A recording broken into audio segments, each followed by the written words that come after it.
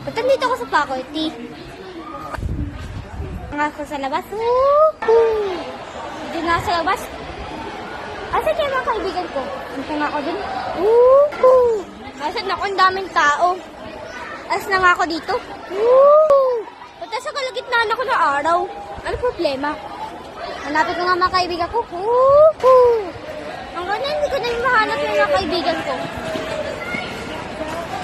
Nasaan kayo mga kaibigan ko? Nawawala sila eh. Ayun, hindi sila. Ito na. Ah! Ah!